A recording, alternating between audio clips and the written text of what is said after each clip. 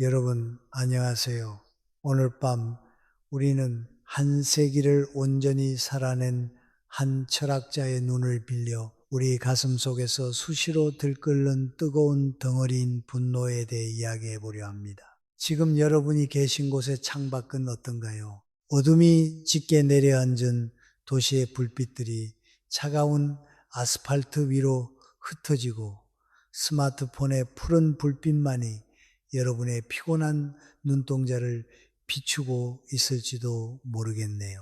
우리는 오늘도 누군가의 무례한 말 한마디에 혹은 기대에 못 미치는 세상의 불공정함에 마음을 핥히었습니다. 이 치열한 감정의 전쟁터에서 우리는 매일 조금씩 마모되고 있죠. 솔직히 말씀드리자면 이런 식의 감정 소모를 반복하다가는 여러분의 영혼은 평온이라는 단어 근처에도 가보지 못한 채 스트레스의 파도 속에서 어쩌면 살아남지 못할 수도 있습니다. 분노를 다스리는 법을 배우지 못한 채 나이만 먹는다는 것은 녹슨 칼을 품고 사는 것과 다름없으니까요. 그러니 편안히 자리 잡기 전에 잠시 시간을 내어 좋아요와 구독을 눌러주세요. 물론 제가 여기서 하는 작업이 정말 마음에 드실 때만요. 그리고 지금 이 영상을 보고 계신 여러분이 세계 어느 곳에 계시는지, 그곳의 현지 시간은 몇 시인지 댓글로 남겨주시면 좋겠습니다. 서로 다른 시공간에 있지만 평온을 갈구하는 마음만은 하나로 연결되어 있다는 걸 느끼고 싶거든요. 자, 이제 불을 끄고 잔잔한 백색 소음을 위해 선풍기를 켜셔도 좋습니다. 오늘 밤의 여정을 함께 시작해 볼까요? 제가 아직 30도 되지 않았던 그 시절, 저는 제 안의 분노가 곧 제 성격이라고 믿었습니다. 누군가 나를 건드리면 즉각적으로 화를 내는 것이 나의 예민한 감수성 때문이라고, 혹은 이 부당한 세상에 대한 정당한 저항이라고 스스로를 열렬히 변호하곤 했죠. 감정이 요동치는 순간 저는 그것이 곧 가공되지 않은 진실이라 착각했습니다. 마음이 일렁이면 생각의 필터를 거치기도 전에 말이 튀어나왔고, 그 말이 공중으로 흩어진 뒤에는 언제나 지독한 후회의 잔상만이 남았습니다. 여러분도 그런 경험 있으시죠? 침대에 누워 오늘 낮에 했던 말을 되새기며 이불을 걷어차는 그런 밤들 말입니다. 저는 그럴 때마다 스스로를 위로했습니다. 시간이 흐르고 나이가 들면 저절로 강물처럼 평온해질 것이라고요. 마치 백발이 지혜의 훈장이라도 되는 것처럼 세월이 자동으로 나를 성인 군자로 만들어 줄 알았습니다. 하지만 100살을 넘긴 지금에서야 저는 분명히 말할 수 있습니다. 분노는 결코 나이와 함께 증발하지 않습니다. 오히려 훈련되지 않은 채 방치된 분노는 시간이 흐를수록 더 깊은 골을 만들고 노년의 삶에 더 치명적인 흉터를 남깁니다. 나이가 들어서 완고해지고 화를 잘 내는 노인이 되는 것은 그가 특별히 나쁜 사람이어서가 아니라 젊은 시절부터 자신의 내면을 통제하는 법을 배우지 못했기 때문입니다. 여기서 잠깐 흥미로운 잡지식을 하나 알려드리자면, 분노 앙거라는 단어는 고대 노르웨이어 앙그르 앙글에서 유래했는데 이는 슬픔이나 고통을 의미했다고 합니다. 우리가 화를 내는 근본적인 이유는 사실 우리가 아프기 때문이라는 뜻이죠. 뇌과학적으로 봐도 우리 뇌의 편도체는 은퇴 계획 같은 건 신경 쓰지 않습니다. 그저 위협을 느끼면 본능적으로 으르렁거릴 뿐이죠. 저는 수십 년간 강단에 서며 참으로 수많은 사람을 지켜보았습니다. 풋풋한 젊은 학생들부터 저보다 머리가 희끗한 노신사들까지 말이죠. 그런데 참 이상한 점이 있었습니다. 그 사람의 사회적 지위나 학식 혹은 통장의 잔고와 상관없이 어떤 이는 사소한 농담 한마디에 하루 전체가 무너져 내리는 반면 어떤 이는 폭풍 같은 비난 속에서도 호수처럼 고요함을 유지하더군요. 처음에는 그것이 그저 타고난 기질이나 성정의 차이라고 생각했습니다. 저 사람은 원래 법 없이도 살 사람이야 라는 식으로 치부해버렸죠. 하지만 세월이 겹겹이 쌓이면서 저는 하나의 명확한 공통점을 발견했습니다.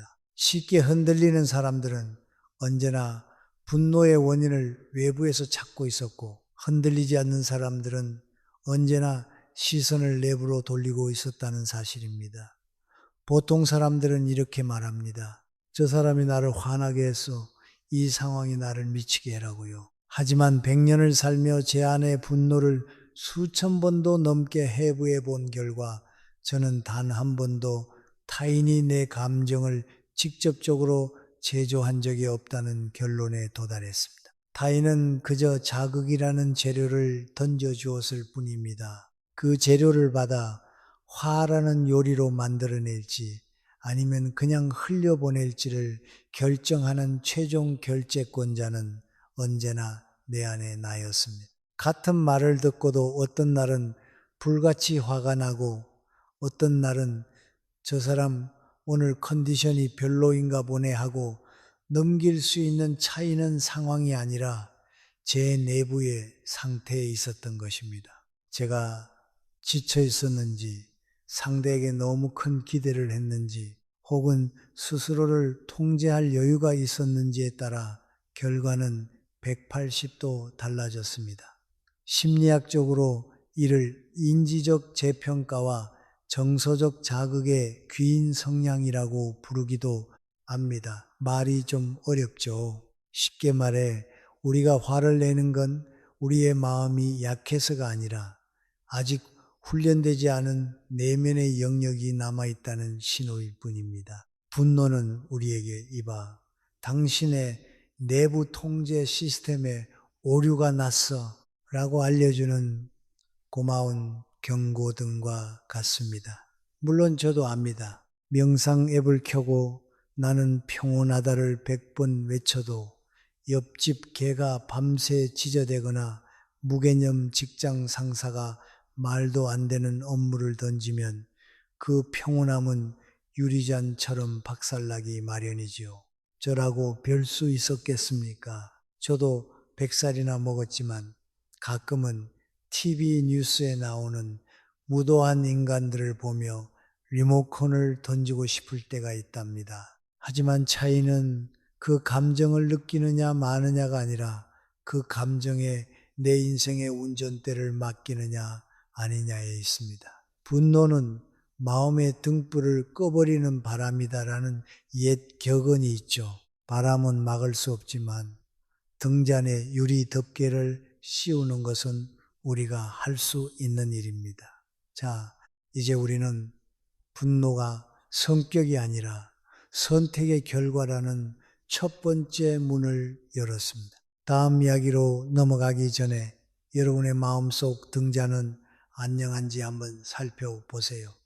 혹시 누군가의 바람 한 번에 너무 쉽게 꺼져버리고 있지는 않나요? 우리는 이제부터 그 등잔에 아주 단단하고 투명한 유리 덮개를 씌우는 훈련을 시작할 것입니다. 노년에 이르러 제가 매일같이 들여다보는 낡은 수첩에는 이런 문장이 자주 등장합니다.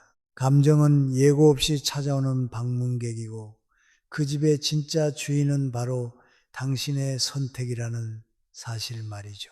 사실 우리 인생이라는 집에는 참으로 다양한 손님들이 찾아오기 마련입니다. 때로는 기쁨이라는 화사한 손님이 꽃다발을 들고 오기도 하지만 때로는 분노라는 무례한 손님이 신발도 벗지 않은 채 거실 한복판으로 들이닥치기도 하죠.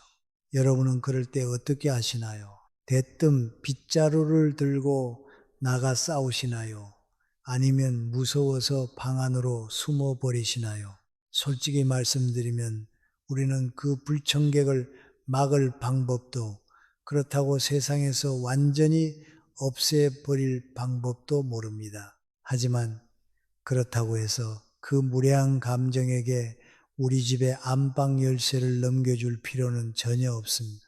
여기서 재밌는 사실 하나 알려드릴까요? 고대 로마에서 손님을 뜻하는 단어인 호스티스는 원래 적이라는 뜻과 혼용되어 쓰였다고 합니다. 참 아이러니하죠. 내가 정중히 대접해야 할 존재가 언제든 나를 해칠 수 있는 적이 될 수도 있다는 그들의 통찰이 우리가 감정을 대하는 태도와 참 닮아 있습니다. 우리는 종종 감정을 억누르는 것이 곧 세련된 통제라고 착각하곤 합니다. 나는 화나지 않았어. 나는 괜찮아. 라고 주문을 외우며 마음의 지하실에 그 분노들을 가두어 두죠. 하지만 여러분도 아시다시피 억압된 것은 반드시 더 흉측한 모습으로 되돌아옵니다. 지하실에 가둬둔 분노는 어느 날 가장 예상치 못한 순간에 가장 사랑하는 사람 앞에서 거대한 폭발로 터져 나오기 마련이니까요. 마치 명절에 찾아온 눈치 없는 친척이 너는 언제 결혼하니? 라고 물었을 때 억지로 웃으며 대답하다가 숟가락을 떨어뜨리는 것처럼 말이죠.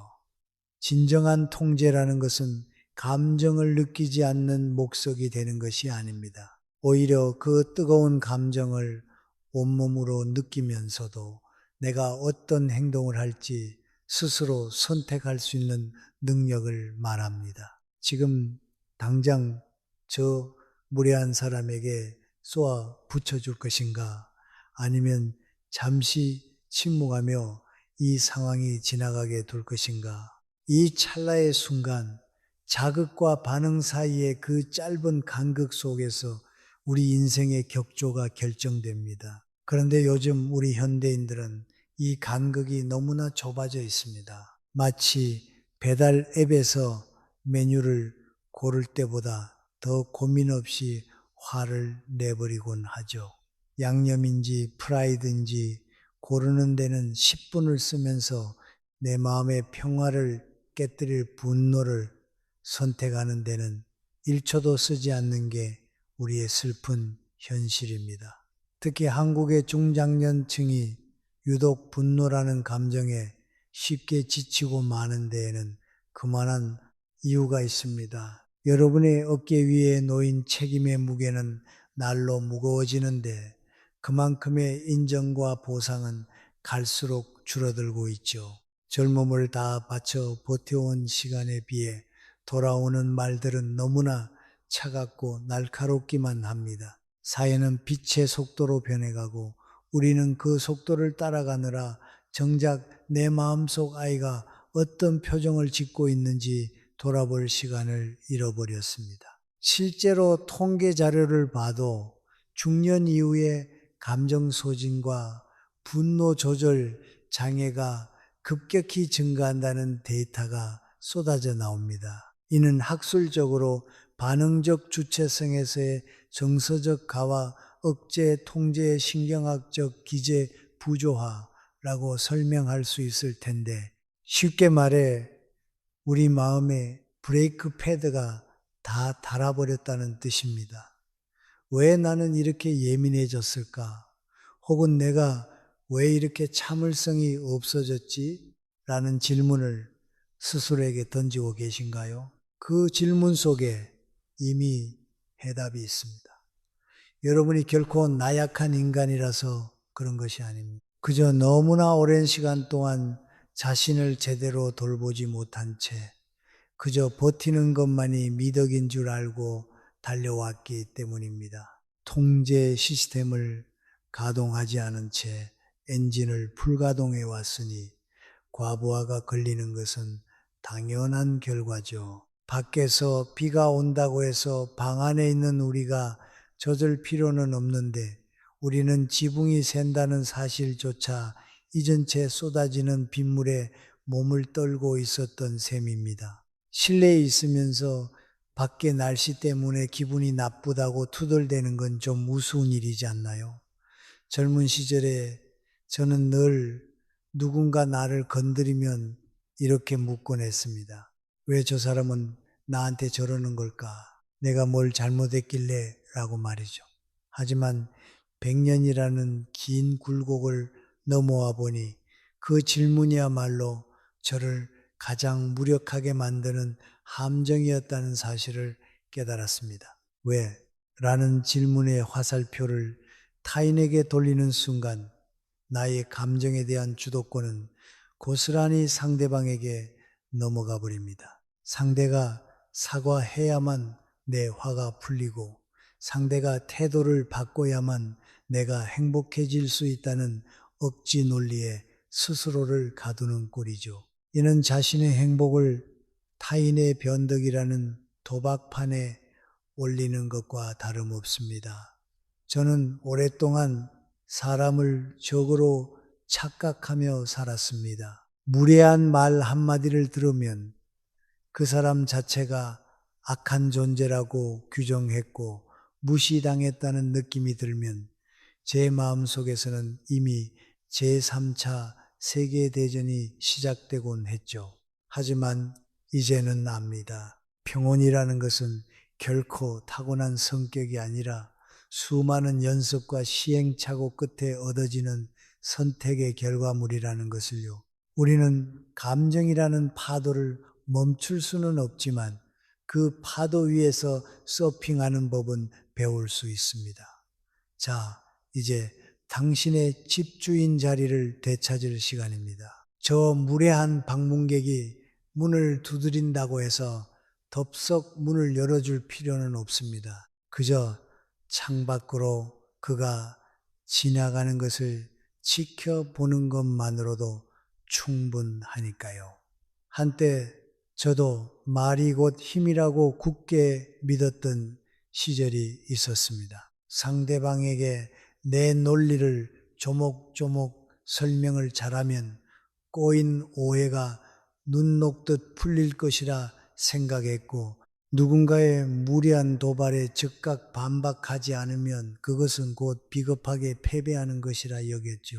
그래서 누군가 제 마음에 돌을 던지는 자극을 주는 순간마다 저는 그 돌을 다시 던져주기 위해 입안 가득 날카로운 말들을 미리 준비하곤 했습니다. 하지만 100년이라는 시간을 건너온 지금 돌이켜보니 제 입이 가장 부지런히 움직였던 시절일수록 제 삶은 훨씬 더 소란스럽고 공허했더군요.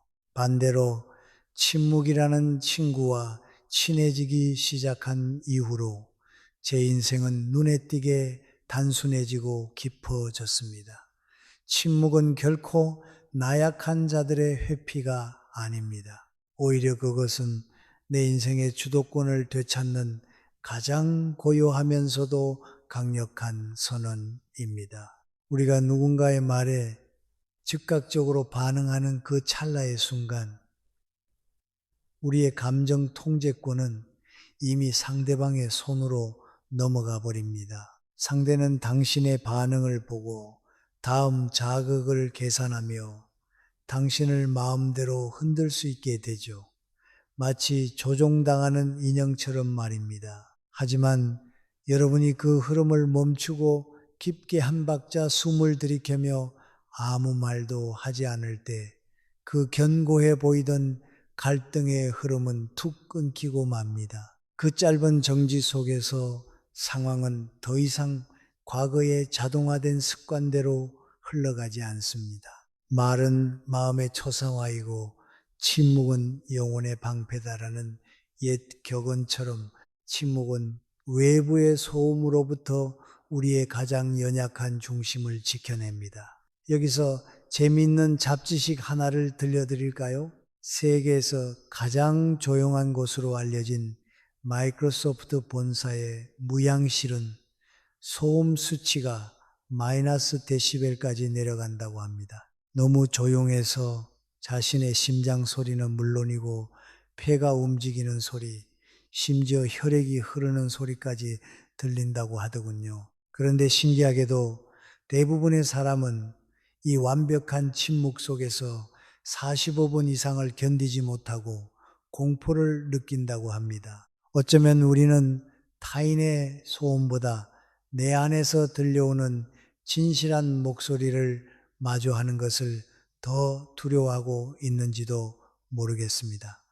특히 중장년층에 접어든 분들은 침묵을 유독 두려워하는 경향이 있습니다. 내가 지금 바로 말하지 않으면 상대가 나를 오해하거나 반응하지 않으면 내가 무시당할까봐 전전긍긍하며 불안해하죠.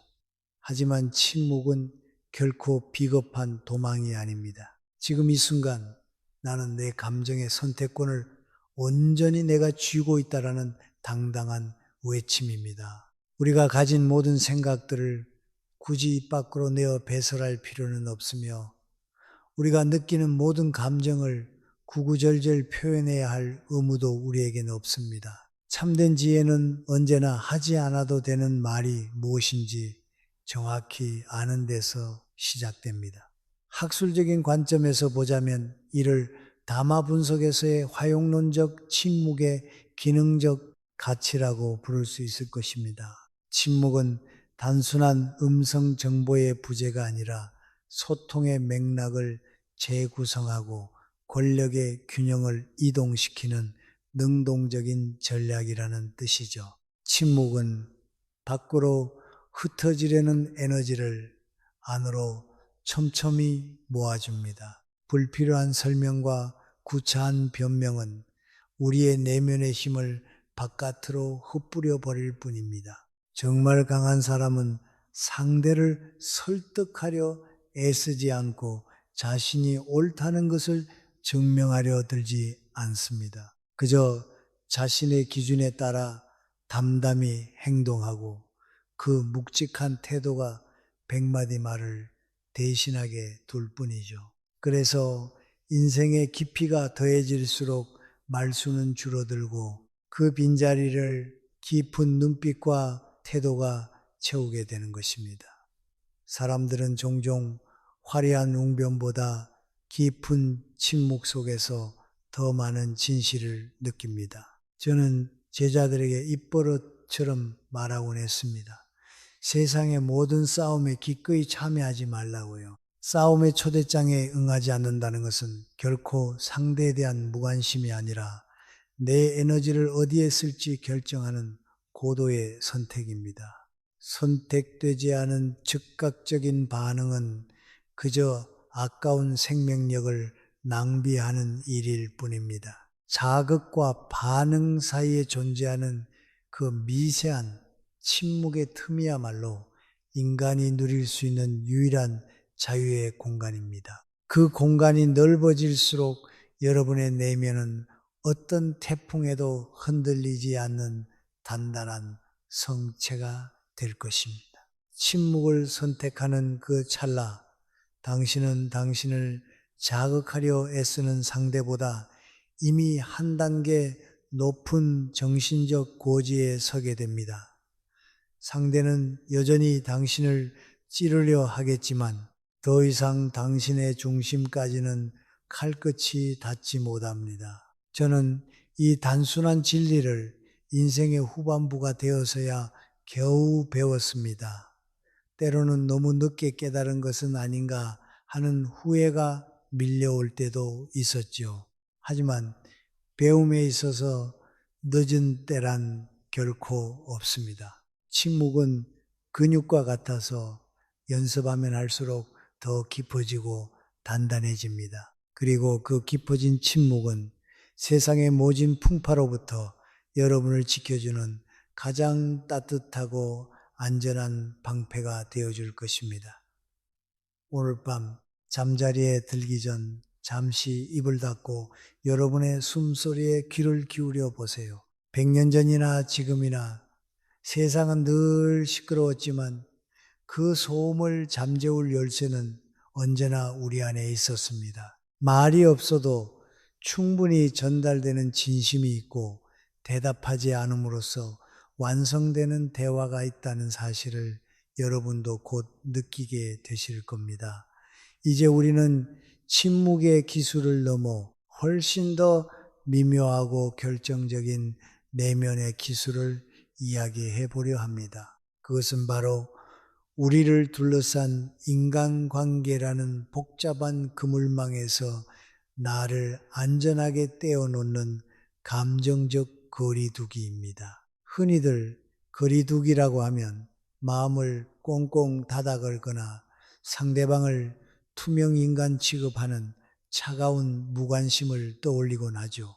세상과 담을 쌓고 혼자 고립되는 것이 평화라고 믿는 분들도 계십니다. 하지만 제가 100년을 살며 깨달은 진짜 감정적 분리는 그런 차단과는 정반대의 지점에 있습니다.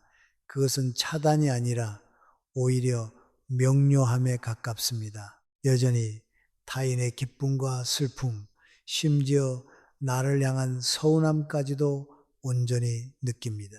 다만 그 감정들이 내 인생이라는 배의 키를 멋대로 쥐고 흔들게 내버려 두지 않을 뿐입니다.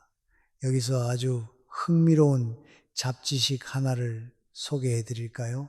여러분은 혹시 미러 테스트라고 들어보셨나요? 1970년대 심리학자 고든 갤럽이 고안한 실험인데 동물들의 얼굴에 표시를 해두고 거울을 보여줬을 때 그것이 자기 자신임을 알아보는지 확인하는 테스트입니다. 침팬지나 돌고래, 심지어 까치도 통과하는 이 테스트를 인간의 아기들은 생후 18개월 정도가 지나야 통과할 수 있다고 하죠. 그런데 참 아이러니한 건 80세가 넘은 어른들 중에서도 여전히 타인이라는 거울에 비친 자신의 모습이 진짜라고 믿으며 평생을 고통받는 분들이 많다는 사실입니다. 저 사람이 나를 어떻게 볼까? 라는 질문에 갇혀 거울 속에 비친 타인의 표정에 따라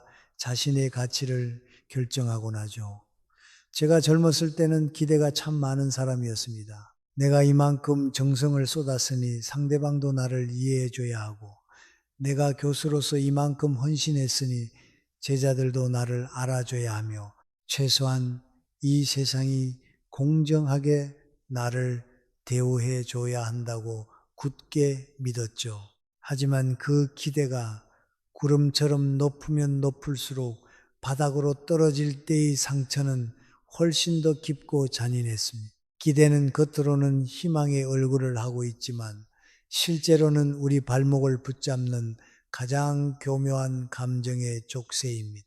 누군가의 무심한 말 한마디나 차가운 태도 하나가 나의 하루 전체를 지옥으로 만들도록 허락하는 순간 내 마음의 평화는 이미 남의 손에 넘어간 도박칩과 다를 바 없습니다.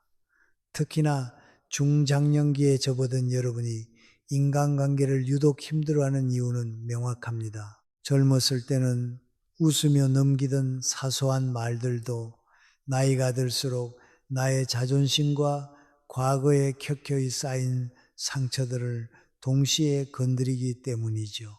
직장에서 혹은 가족 안에서 여러분은 이미 충분히 버텨왔고 헌신해 왔습니다. 그래서 그만큼 보상받고 싶고 인정받고 싶은데 돌아오는 작은 무시나 서운함은 마치 내 인생 전체가 부정당하는 것 같은 큰 흔들림으로 다가오는 것입니다. 하지만 그 흔들림을 패배의 증거라고 자책하지 마세요. 그것은 오히려 당신의 내면에서 아직 더 단단해질 수 있는 지점이 남아있다는 아주 긍정적인 신호일 뿐입니다. 학술적으로 이 과정을 표현하자면 객체지향적 원망, Object Oriented Resentment에서 주체 중심적 자기 성찰, Subject Centered Self-Reflection로의 패러다임, 전환이라고 할 수 있습니다. 말이 좀 거창하죠? 쉽게 말해 저 사람이 왜 저럴까? 라고 밖을 향해 삿대질하던 손가락을 거두어 이 말이 왜 내 안에 무엇을 건드렸을까? 라고 나를 들여다보는 것입니다. 제가 은퇴 후에 관계를 멀리하며 혼자만의 평화를 찾으려 했던 적이 있었는데 그것은 결국 비겁한 도피에 불과했습니다. 진짜 변화는 관계를 피할 때가 아니라 관계를 바라보는 나의 위치가 바뀌었을 때 시작되었습니다.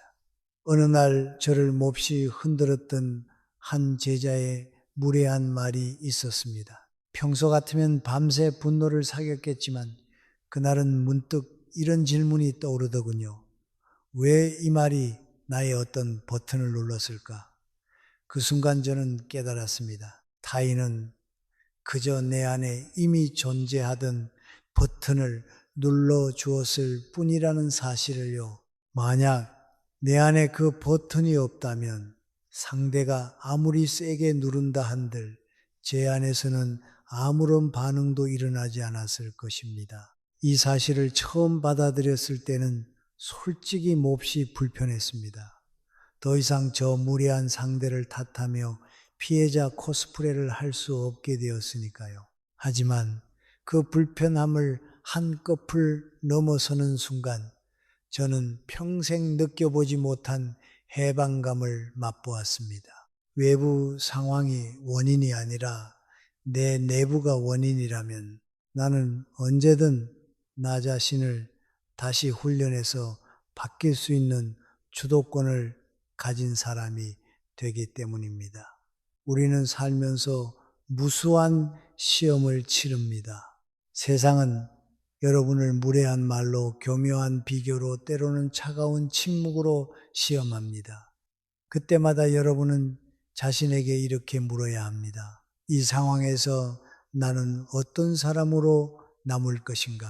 이 질문은 상대방을 바꾸지는 못하지만 여러분의 위치를 확실하게 이동시킵니다. 끝도 없이 당하는 피해자의 자리에서 차분하게 상황을 갈무리하는 관찰자의 자리로 말이죠. 감정에 휘둘려 즉각 반응하는 사람에서 상황을 보고 최선의 대응을 선택하는 사람으로 이동하는 것입니다. 관찰자의 자리에 서는 순간 여러분은 더 이상 감정 소모적인 싸움을 하지 않게 됩니다. 무의미한 감정 싸움이 줄어들수록 에너지는 밖으로 새나가지 않고 안으로 차곡차곡 모이며 그 에너지가 임계점을 넘을 때 비로소 우리 내면에는 깊은 형정 정징, 즉 맑고 고요한 평온이 깃들게 됩니다. 인정받지 못해도 나의 가치는 단 1mm도 줄어들지 않는다라는 이 자명한 진리를 가슴에 새기세요. 타인의 변덕스러운 평가에 기대를 거는 대신 자신만의 원칙과 기준에서 평안을 찾기로 결심하는 순간 여러분은 타인으로부터 완전히 해방될 것입니다. 누군가 당신을 실망시켰을 때 더 이상 왜 나에게 이런 시련을 주는가라고 묻지 마세요. 대신 이렇게 물으세요. 이 소란스러운 상황 속에서 나는 나 자신을 어떻게 품격 있게 지켜낼 것인가? 이 질문이야말로 책임을 가장 정확한 자리, 즉 자기 자신에게 돌려놓는 위대한 질문입니다. 그렇게 기대에서 자유로워질수록 마음은 깃털처럼 가벼워지고 집착이 줄어들수록 그 지독했던 분노도 안개처럼 서서히 거칠 것입니다. 사람들이 여전히 제 멋대로 살아가더라도 그것이 더 이상 나의 밤잠을 설치게 하지 않는다는 사실. 이것이 바로 100년의 세월이 제게 준 가장 달콤한 자유입니다. 인생이라는 긴 항로의 마지막 구간에 다다르고 나서야 저는 우리 삶의 모든 균형을 지탱하고 있는 단 하나의 거대한 축을 발견하게 되었습니다. 그것은 대단한 성격도 운 좋게 타고난 환경도 혹은 기적 같은 행운도 아니었습니다. 그것은 바로 목적이라는 이름의 뿐입니다. 우리가 그토록 쉽게 화를 내고 타인의 말 한마디에 갈기갈기 찢기는 이유는 사실 우리가 마음이 약해서가 아닙니다. 슬프게도 우리 대부분은 지금 내가 어디로 가고 있는지 그 방향을 잊어버렸기 때문입니다. 방향을 잃고 표류하는 배는 아주 작은 조약돌이 만드는 파도에도 요란하게 흔들리기 마련이죠. 하지만 가야 할 목적지가 분명한 배는 거친 폭풍우 속에서도 묵묵히 자신의 항로를 유지해 나갑니다. 여기서 잠깐 길을 잃지 않는 법에 대한 사소한 잡지식 하나를 공유해 드릴까요? 철새들이 수만 킬로미터를 날아갈 때 길을 잃지 않는 비결 중 하나는 부리에 있는 마그네타이트라는 미세한 자석 성분 덕분이라고 합니다. 지구의 자기장을 감지해서 일종의 내부 나침반을 작동시키는 것이죠. 우리 인간에게도 이런 내부 나침반이 필요합니다. 외부의 소음이 아니라 내 영혼이 가리키는 진정한 북극성을 따라가는 힘 말입니다. 물론 요즘 우리는 북극성 대신 스마트폰 내비게이션에 의존하다 보니 가끔은 목적지가 어딘지도 모른 채 그저 경로를 재탐색합니다라는 차가운 목소리에만 익숙해져 버린 것 같아 씁쓸하기도 하네요. 저 역시 인생의 목적을 잃고 헤매던 시기가 있었습니다. 수십 년간 반복해온 연구와 강의가 지독하게 익숙해지고 매일이 어제와 똑같이 복사된 듯 흘러가던 때였죠. 그 무렵에 저는 평소라면 웃어 넘겼을 사소한 말들에 유독 예민하게 반응했고 누군가의 작은 무시를 며칠씩이나 곱씹으며 마음속에 가시를 세웠습니다. 지금 100살의 눈으로 그때를 돌아보니 제가 냈던 분노의 진짜 대상은 무례한 타인이 아니었습니다. 그것은 제 삶을 잠식하고 있던 지독한 공허함이었습니다. 내가 왜 이 자리에 서 있는지, 무엇을 위해 소중한 하루를 쓰고 있는지, 그 의미가 흐릿해질 때 우리의 감정은 가장 먼저 무너져 내립니다. 목적이 사라진 텅 빈 자리는 언제나 짜증과 분노라는 불청객들이 차지하게 마련이니까요. 이를 학술적으로는 실존적 공허에 따른 정서적 불안정성과 자아 항상성, 붕괴라고 정의할 수 있을 것입니다. 말이 너무 딱딱한가요? 쉽게 말해 내가 누군지 잊어버리면 남들이 하는 말에 내 인생이 통째로 흔들린다는 뜻입니다. 노년에 이르러 제가 붙잡은 목적은 지극히 단순한 것이었습니다. 오늘 하루를 어떤 품격 있는 태도로 마칠 것인가? 내가 건네는 말 한마디와 나의 고요한 침묵이 누군가의 가슴에 어떤 따뜻한 흔적을 남길 것인가? 이 단순한 질문을 되찾은 순간 저를 괴롭히던 그 수많은 감정들은 순식간에 힘을 잃었습니다. 분명한 목적이 생기면 우리는 스스로에게 묻게 됩니다. 지금 이 사람의 비난이 내 인생의 항로에서 정말 중요한가? 이 소모적인 싸움이 내가 가고자 하는 방향과 조금이라도 관련이 있는가? 그 질문 하나만으로도 수많은 분노는 존재의 가치를 잃고 먼지처럼 흩어집니다. 목적은 단순한 동기가 아닙니다. 기분에 따라 나타났다가 사라지는 동기와 달리 목적은 우리의 생각과 감정, 행동을 한 방향으로 강력하게 끌어당기는 중력과 같습니다. 그래서 목적을 가진 사람은 분노를 느껴도 그 폭 안에 오래 머물지 않습니다. 그는 알고 있기 때문입니다. 지금 진정으로 싸워야 할 대상은 저 무례한 타인이 아니라 내 안에 고착된 오래된 반응의 습관이라는 사실을 말입니다. 100년을 살며 제가 확신하게 된 최종적인 결론은 이것입니다. 내면의 평화는 타고나는 감정이 아닙니다. 그것은 철저히 훈련된 상태입니다. 소란스러운 상황에서도 침묵을 선택하는 훈련, 타인에 대한 과도한 기대를 내려놓는 훈련, 내 안의 감정을 제3자처럼 차분히 관찰하는 훈련, 그리고 무엇보다 삶의 목적을 늘 중심에 두는 훈련, 이 훈련들이 매일의 삶 속에서 켜켜이 쌓여갈 때 누구도 함부로 침범할 수 없는 단단한 내면의 상태가 만들어집니다. 그리고 한번 견고하게 만들어진 이 평온의 상태는 쉽게 무너지지 않습니다. 세상은 여전히 시끄러울 것이고 여러분을 향한 무례함이나 불공정함도 마법처럼 사라지지는 않을 것입니다. 하지만 분명한 것은 당신 자신이 달라졌다는 사실입니다. 더 이상 당신의 소중한 평화를 외부의 변덕스러운 조건 위에 올려두지 마세요. 당신의 평화는 다른 사람의 평가 위에 있지도 않고 당신이 처한 상황 위에 있지도 않습니다. 그것은 오직 당신 안의 선택에 달려 있습니다.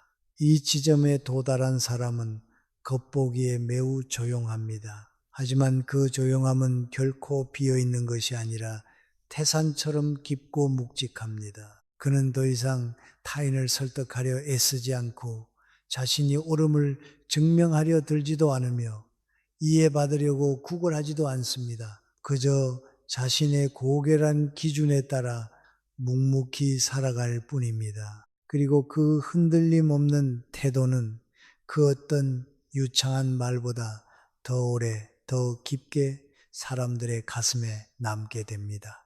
진정한 통제는 밖에서 시작되지 않습니다. 그것은 언제나 당신의 안에서, 당신의 선택에서 시작됩니다. 그리고 그 통제권을 온전히 쥐고 있는 사람이야말로 이 거친 세상에서 가장 자유로운 사람입니다. 자, 이제 우리의 긴 여정이 막바지에 다다랐습니다. 오늘 밤 여러분의 마음속에 작은 목적의 씨앗 하나를 심어보시기를 바랍니다. 내일 아침 눈을 떴을 때 누군가 당신의 평온을 깨뜨리려 한다면 미소 지으며 속삭여 보세요. 미안하지만 내 평화의 열쇠는 내가 가지고 있네 라고 말이죠. 여러분의 밤이 더 이상 타인의 소음으로 얼룩지지 않기를, 오직 당신만의 고요한 리듬으로 채워지기를 진심으로 바랍니다. 이제 서서히 눈을 감고 제 목소리가 아주 먼 곳에서 들려오는 파도 소리처럼 느껴지도록 마음을 편안히 내려놓으세요. 당신을 괴롭히던 그 수많은 얼굴들과 가시돋친 말들이 이제는 저 멀리 안개 속으로 흩어집니다. 당신의 숨소리는 깊고 규칙적이며 당신의 방 안에는 오직 안온한 어둠과 평화만이 가득합니다. 마치 어린 시절 포근한 이불 속에서 느꼈던 그 순수한 안전함처럼 말이죠. 세상은 여전히 돌아가고 소란스럽겠지만 지금 이 순간 당신의 내면은 거울처럼 맑은 호수와 같습니다. 그 어떤 돌멩이가 던져져도 잠시 파문이일 뿐 곧 다시 고요한 제자리로 돌아갑니다. 당신은 이제 안전하고 평온하며 온전히 자유롭습니다. 부드러운 꿈의 조각들이 당신의 곁으로 다가와 당신을 따뜻하게 감싸 안아줄 것입니다. 고요한 침묵 속에서 당신만의 가장 아름다운 밤을 맞이하세요.